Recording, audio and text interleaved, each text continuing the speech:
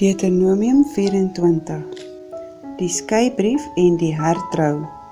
As 'n man 'n vrou neem en met haar trou, en as hy dan geen guns in sy oë vind nie, omdat hy iets skandeliks aan haar ontdek het, en hy haar 'n skeibrief skrywe en in haar hand gee, en haar uit sy huis wegstuur, en sy uit sy huis uittrek en weggaan, en 'n ander man sin word, en die laaste man haar haat, en haar 'n skeibrief skrywe, en in haar hand gee, en haar uit sy huis wegstuur, of as die laaste man sterwe wat haar vir hom as vrou geneem het, dan mag haar eerste man wat haar weggestuur het, haar nie weer neem, dat sy sy vrou word, nadat sy onrein geword het nie, want dit is 'n gruwel voor die aangesig van die Here.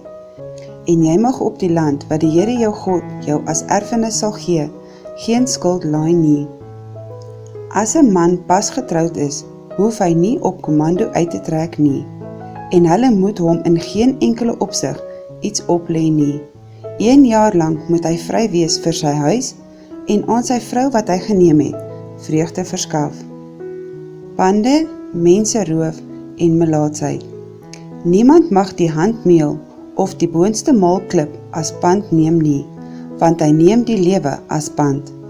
As iemand betrap word wat 'n persoon uit sy broers, uit die kinders van Israel, steel en hom hard behandel en hom verkoop, dan moet die dief sterwe.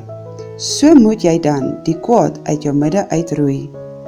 Neem jou in ag by die plaag van melaatsheid, om baie noukeurig te handel, volgens alles wat die Levitiese priesters julle sal leer.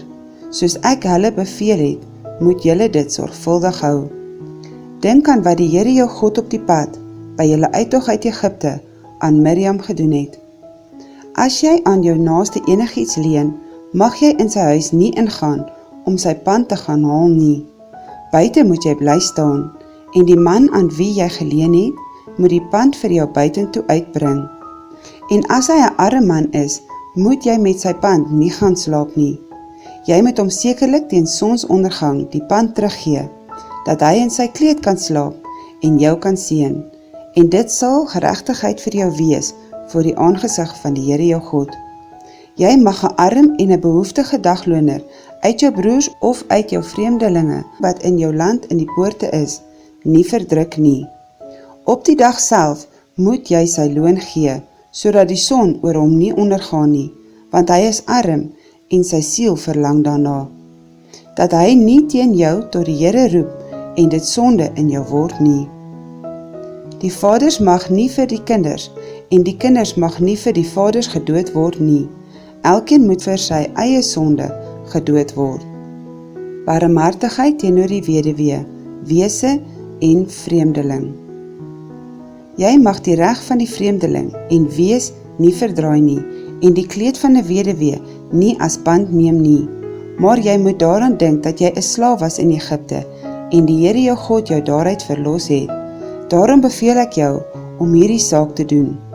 As jy jou oes op die land insamel en 'n gerf op die land vergeet, mag jy nie omdraai om dit te gaan haal nie.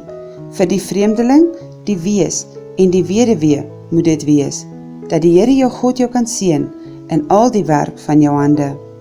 As jy jou olywe afslaan, moet jy nie agter jou in die takke rondsoek nie. Vir die vreemdeling, die wees en die weduwee moet dit wees. As jy jou wingerd oes, moet jy agter jou nie skoon afoes nie. Vir die vreemdeling, die wees en die weduwee moet dit wees. En jy moet daaraan dink dat jy 'n slaaf was in Egipteland. Daarom beveel ek jou om hierdie saak te doen.